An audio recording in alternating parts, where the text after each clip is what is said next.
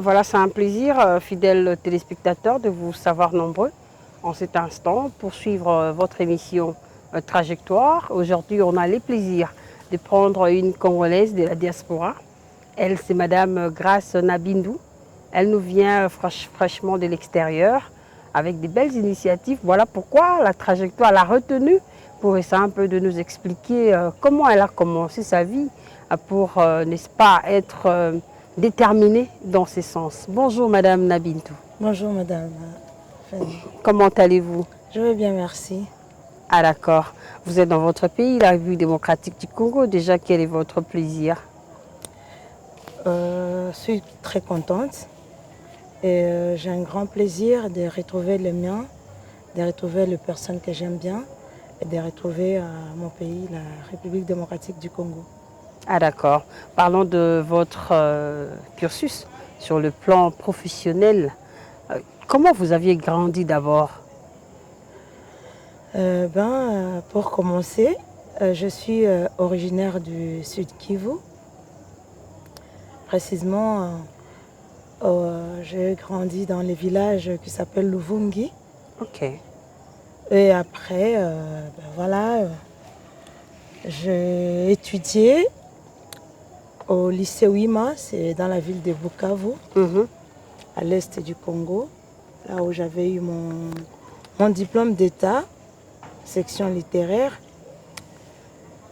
Après mon diplôme d'État, j'ai fait les graduats à l'UNIKIN, à l'université de Kinshasa. De Kinshasa, voilà. J'ai fait la faculté de droit, droit économique et social, avant d'aller terminer ma licence à l'université de Lubumbashi, toujours en droit économique et social.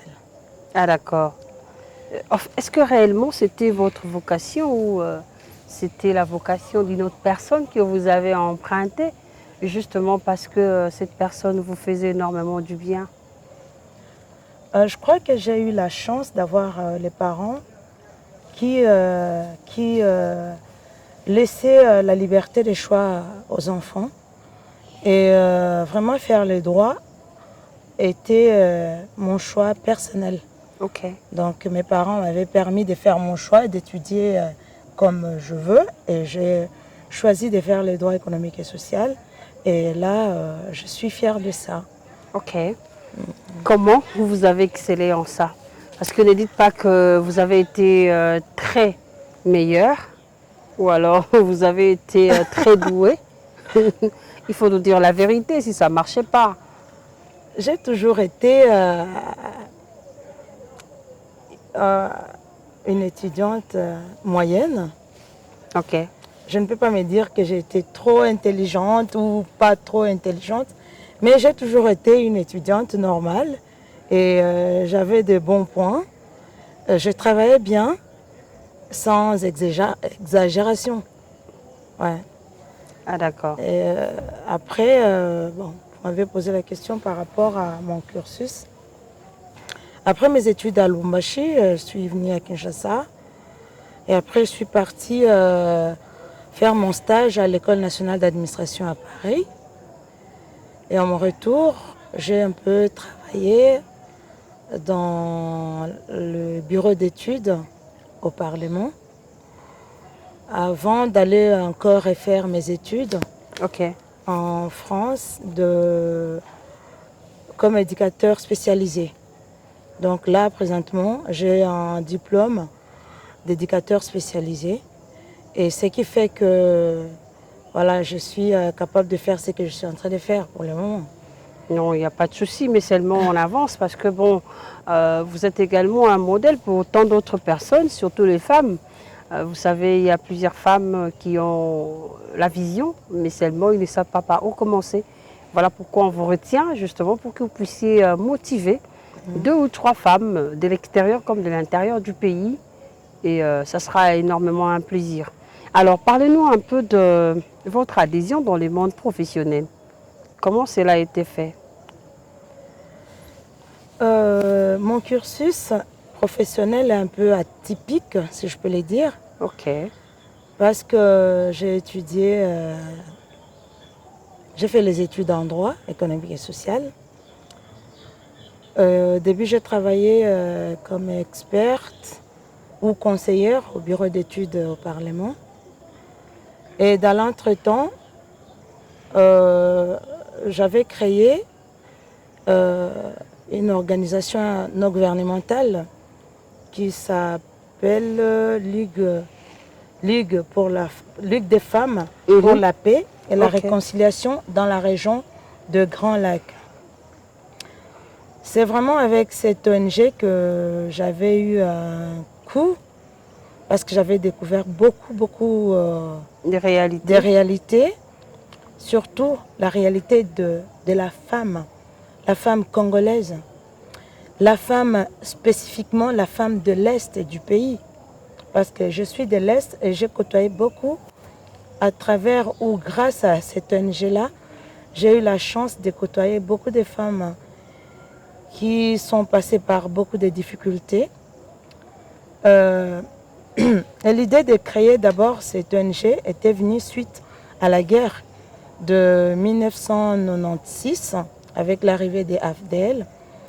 On s'était regroupés avec d'autres femmes pour réfléchir et se dire mais qu'est-ce qu'il faut faire? Quelle est notre participation pour mettre fin à tout ça? Ok. Parce que chez nous, on voyait facilement les enfants s'enrôler au front. On voyait les papas qui laissaient leur foyer et allaient prendre les armes. Et les mamans qui restaient seules, malheureuses, on s'était dit notre participation en tant que femme sera comment? Et du coup, on avait créé cette organisation-là pour essayer de rassembler les femmes de tous les pays limitrophes de la République démocratique du Congo et voir ensemble comment réfléchir et arriver à convaincre nos enfants, nos garçons, nos papas, nos hommes de laisser les armes et de cultiver ou de faire autre chose pour nourrir leur famille. Et c'est à partir de cela, quand je me suis retrouvée en Europe, la question m'est venue. Je me suis dit, qu'est-ce que je vais faire? Après avoir vécu avec les femmes qui étaient dans la vulnérabilité, avec les jeunes enfants que je voyais abandonnés, les jeunes mineurs qui étaient enrôlés dans l'armée. Et là, je me suis dit, non, il faut que je fasse quelque chose. Je me suis lancée d'abord à créer une association qui s'appelle Handicap Avenir. Juste par ce nom, c'est une association qui signifie que les personnes en situation de handicap ont aussi une vie. Elles ont une place dans notre société. Non pas parce que vous avez su que le président de la République, Félix-Antoine Tshisekedi, a donné un ministère qui est chapeauté par une femme dans ce sens d'handicap. D'abord, l'association Handicap Avenir a été créée depuis 2010.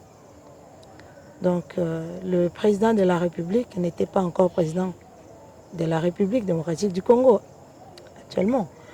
Mais j'étais très fière et je suis fière aujourd'hui de voir que le président a confié ce ministère à une femme. Et quel genre de femme? C'est vraiment une femme qui comprend la situation de la personne en situation de handicap. Ah d'accord. Combien de fois aviez-vous frappé la porte de la ministre pour lui parler de votre structure en fait? Parce que vous aidez ces genres d'enfants, ce n'est pas seulement les enfants, mais aussi les vieux, comme les vieillards. Je peux dire que dans le domaine que j'œuvre actuellement, c'est le ministère de tutelle, si je peux le dire. Donc, c'est incontournable pour moi. tout ce que je fais, je dois passer par là. Ok. Oui, donc c'est un ministère où je ne peux pas dire combien de fois je suis passée, mais je suis passée parce que c'est le ministère des tutelles pour notre association. Et c'est là où je puise quelques conseils aussi, à savoir comment je vais évoluer, comment on va évoluer. Et aussi, je suis fière, je vais insinuer une chose. Mhm. Je suis très fière par rapport à la loi qui a été votée par notre Parlement. Nous Sur, attendons la promulgation, mais je crois que c'est parmi les lois qu'il faut vraiment, que tout le monde doit lire. Parce vous que pouvez les nul n'est répéter? censé ignorer Voilà. la loi. C'est ce qu'on dit. Elle est valide, elle est non valide, et les personnes lambda Mhm. doivent aussi lire cette loi organique pour voir l'importance que la Constitution de la République accorde à la personne en situation de handicap, pour voir l'importance qui pousse les législateurs à légiférer dans ces sens.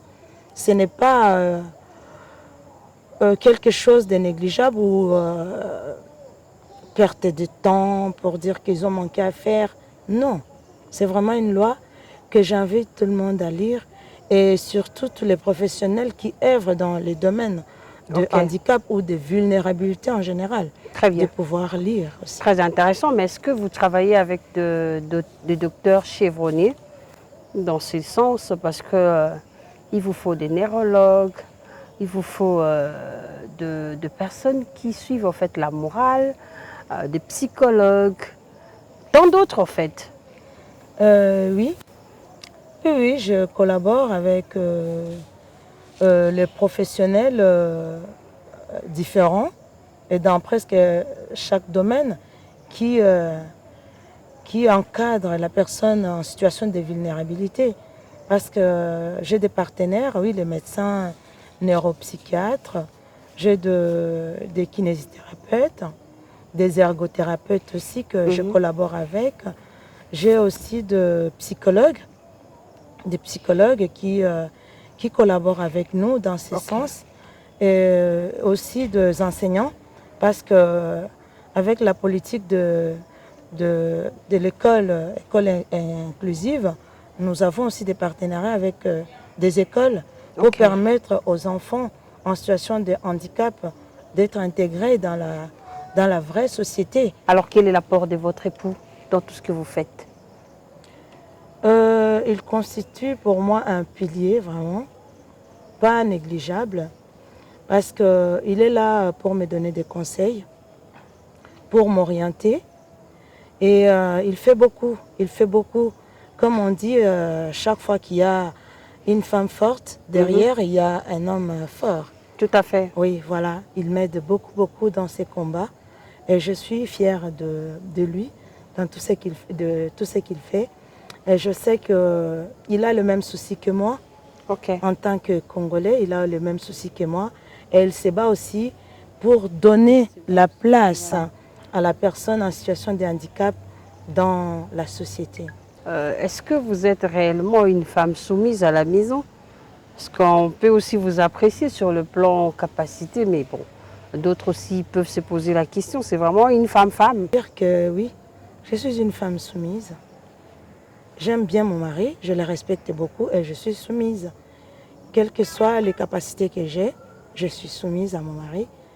Et j'invite aussi les femmes à être soumises parce que l'homme reste le chef de la maison. Voilà, nous allons vous laisser suivre cet élément. C'est le siège de Kinshasa, de l'handicap à venir. Nous étions là comme témoins oculaires. On a visité, nous avons vu les éléments, c'est-à-dire nous avons vu les instruments, les matériels qu'il faut pour des personnes en situation de handicap. Ce n'est pas quelque chose qu'on a ramassé à l'extérieur, mais c'est une réalité. J'étais témoin oculaire, je vous invite à suivre.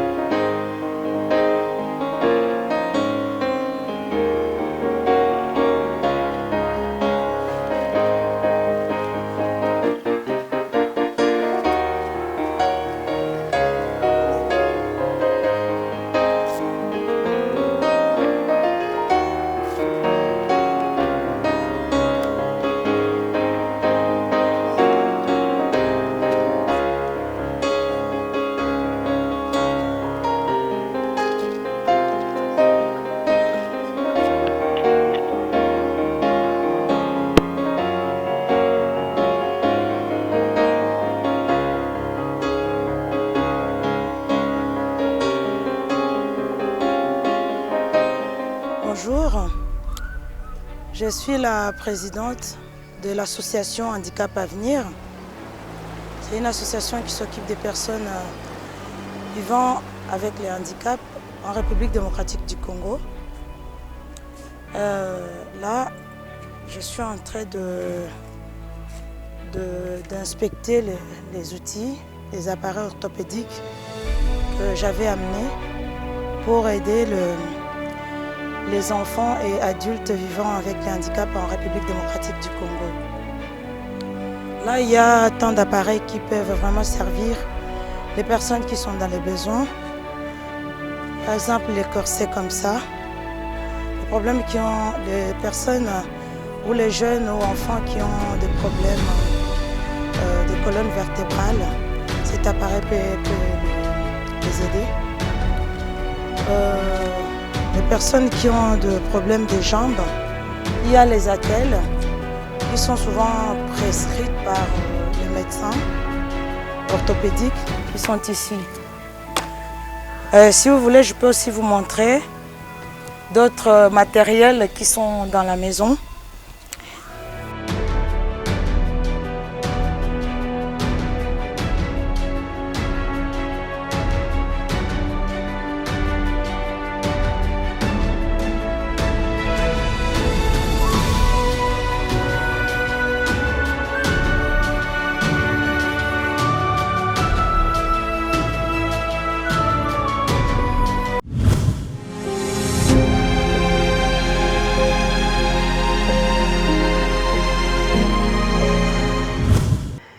Et oui, cette idée, vous nous avez dit que ça date de longtemps, cette structure, mais ramener les éléments, ramener le matériel à chaque fois, quel genre de difficultés que vous êtes en train de rencontrer? En fait, les matériels, on a beaucoup de difficultés, c'est vrai, sur le plan financier, parce que ramener tous ces matériels ici à Kinshasa, ça nous prend beaucoup de moyens. Des moyens, je veux dire, financiers, matériels, énergie, ça nous prend tout ça. Il faut savoir d'abord que amener les matériels tels que le matériel que j'ai amené ici, à partir de l'Europe, ça nous demande les déplacements de là où nous stockons le matériel jusqu'au port. Et de port à ici. Donc, on s'arrange pour mettre le matériel dans de véhicules qu'on achète, qui constituent l'emballage, pour que le matériel ne soit pas cassé, jusqu'ici. Les dédouanements et tout ça, ça nous coûte beaucoup. Et je peux vous rassurer que jusqu'à présent, tout ce que vous voyez, tout ce qu'on fait, nous le faisons par nos propres moyens. Ah d'accord. Ça date de combien d'années exactement? Bon, on avait commencé depuis longtemps à envoyer avec des agences. On envoyait dès qu'on nous disait qu'il y a quelqu'un qui était dans les besoins, on envoyait dans les agences. Et là, envoyer le paquet comme ça, ça a commencé depuis 2016. Depuis 2016 jusqu'à présent, on envoie. Même à mon arrivée, je suis venue avec 2 valises remplies des attelles. Je n'ai pas pris les habits, je n'ai pas pris des cadeaux pour ma famille, mais j'ai pris des attelles. Mais pourquoi cet amour, ce grand amour? Vous avez même oublié votre propre soin. Là, je peux vous dire, sincèrement, je ne sais pas. Vous ne savez pas? Non, je ne sais pas pourquoi cet amour. Franchement. Je peux dire clairement, je ne sais pas pourquoi cet amour, mais c'est à moi. Ah d'accord. C'est plus fort que moi. Qu'est-ce que vous avez en retour?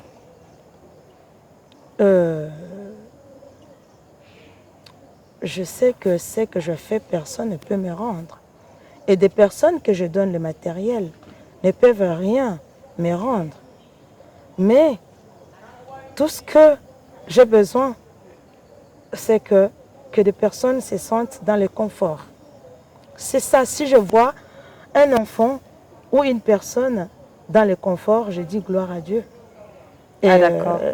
Franchement, non, je ne sais pas comment dire. Attends, il y a d'autres personnes qui diront c'est en fait une politique que vous avez, ou soit vous faites ça pour l'amour de Dieu. Question marque. D'abord, notre association est apolitique. On n'a pas de couleur politique. Ok. Parce que nous servons les gens. Nous servons des personnes. Nous servons les enfants. On n'a pas de couleur politique. Mais c'est vrai, je le fais peut-être par l'amour de Dieu. Parce qu'il n'y a que Dieu qui peut me payer. Dans tout ce que je fais, je laisse mes enfants, je laisse mon époux, je me prive de tout ce que je peux vouloir acheter. Mais quand j'ai mon argent, j'achète l'appareil, j'achète un outil que je sais qui va servir à un enfant qui a alité, un enfant qui est polyhandicapé, un enfant qui est autiste.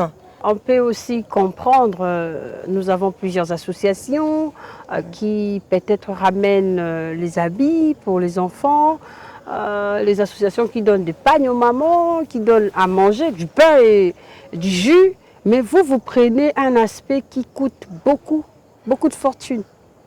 D'ailleurs, le déplacement. Mais pourquoi avoir pensé un peu plus particulier, hein, une pensée particulière par rapport à d'autres? Et ceci demande aussi un soutien du gouvernement. Vous savez, madame, en 2015, moi, mes collègues, mon équipe, on avait distribué à manger à des personnes en situation de très grande vulnérabilité à Kintambo. Ok. Il y a un camp là. Après avoir distribué, c'était la nuit, il faisait vraiment sombre. On n'avait même pas de lumière, mais on allumait avec des lampes torches. Mais la lumière, l'électricité ne nous avait pas empêché d'aller distribuer à manger. Et à la fin de la distribution, on m'avait écrit une lettre de remerciement. Et dans cette lettre-là, il y avait quelques besoins, notamment l'électricité, notamment les couchages, des matelas et autres. Et en partant, mais moi, avec mon œil d'experte, j'avais remarqué que oui, j'amène la nourriture. Des personnes me demandent des trucs. Je vais bien aller à du commerce, acheter, c'est pas des matelas. Je vais bien demander aux personnes de SNEL de venir aider ces gens-là à retrouver l'électricité. Et puis, il y avait aussi les problèmes sanitaires. Il n'y avait pas de WC. J'aimerais bien, je pouvais le faire à partir d'ici. Mais autour de moi, il y avait des femmes et des hommes qui avaient des fauteuils archaïques, des fauteuils roulants archaïques, qui avaient des chaînes. Il y avait un enfant et une fillette qui avait une chaussure orthopédique. J'avais pleuré en regardant cela. J'ai dit, oh non, non, je ne vois pas pourquoi je dois donner les vêtements, je dois donner je ne sais pas quoi, des chaussures, je dois... Non, je sais que parmi leurs priorités, il y avait ce qu'ils m'avaient demandé. Mais en partant, je me suis dit non, il faut que j'amène quelque chose de durable, quelque chose de confort. Et c'est là que j'ai commencé maintenant à me dire, je vais amener des appareils orthopédiques. Ah d'accord. Pour rendre à ces personnes le confort. Pour que ces personnes-là se retrouvent aussi, comme tout le monde, à l'aise dans leur mobilité, à l'aise dans leurs chaussures, à l'aise dans tout ce qu'on peut faire. Ah d'accord. Madame Grace, nous sommes arrivés à la fin de notre entretien d'aujourd'hui. On sait qu'on va prendre la deuxième partie. Sinon, on ne sait pas brosser toutes les questions maintenant. Vous êtes en collaboration avec le gouvernement de la République démocratique du Congo pour un soutien adéquat par rapport à votre combat. Ça, c'est l'avant-dernière question. Et la toute dernière, c'était de savoir, est-ce qu'en dehors de bénévolants que vous faites, il y a aussi des matériels que vous donnez, peut-être à moins coût, qui peuvent aider les individus chez eux pour un soin de kiné? Pour le moment, nous n'avons pas d'aide du gouvernement, mais nous souhaitons l'avoir vraiment parce que ça, nous-mêmes ne pouvons pas. En tant qu'individu, nous ne pouvons pas, nous ne saurons pas prendre en charge des personnes qui sont dans des besoins, surtout en situation de handicap. Et je profite d'inviter vraiment le gouvernement à nous aider. À nous aider parce que nous avons besoin de locaux pour accueillir ces enfants-là, s'occuper de ces enfants et épauler les parents qui ont besoin d'aller travailler pour gagner. On parle de l'autonomisation de la femme. Comment voulez-vous que la femme qui a un enfant polyhandicapé ou un enfant qui a une situation de handicap à la maison aille travailler pour gagner la vie? Non. La femme doit rester à la maison pour garder l'enfant au lieu d'aller travailler, alors que c'est une femme qui a des capacités, qui peut s'asseoir au bureau comme vous. Nous, l'association Handicap Avenir, on s'est dit, on demande au gouvernement de nous aider à avoir un local pour accueillir tous ces enfants et libérer les parents à aller travailler. La deuxième question par rapport au matériel, pour le moment, l'association donne gratuitement les matériels. Il y a des enfants que nous rencontrons dans des difficultés, les adultes aussi que nous donnons les matériels qui peuvent aider à l'hôpital, tout comme quand ils font leur séance kiné. Ok.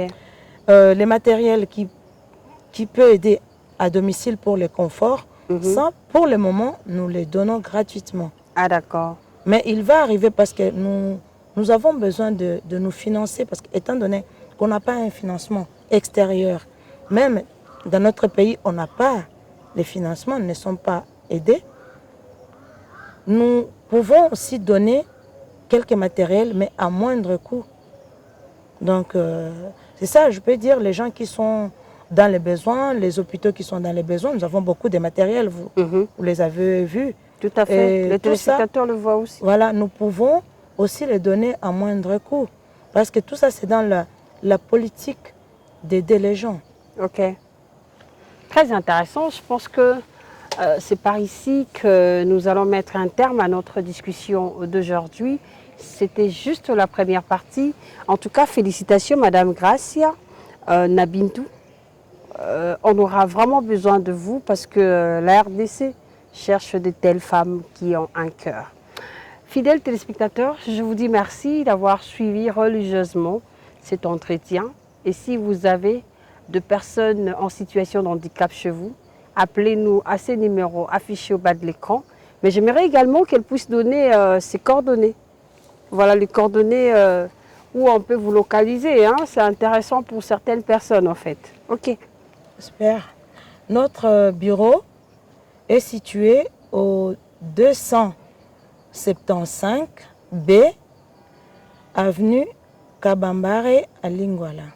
Donc la vraie référence, c'est à Sanef. Donc si les gens veulent nous rencontrer, nous sommes là tous les jours de 9h à 18h. Le numéro de contact du bureau?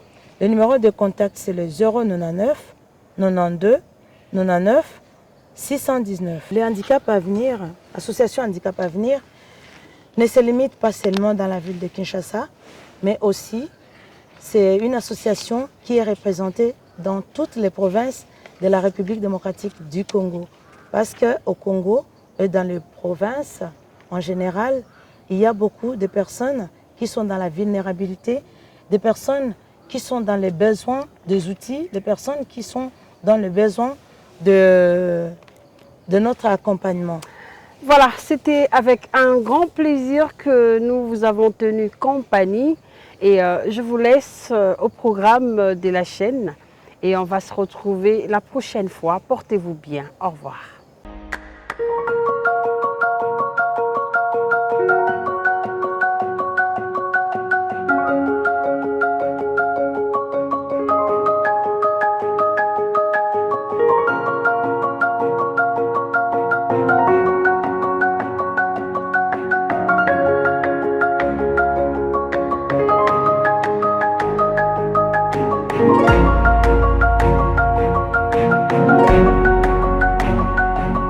Merci.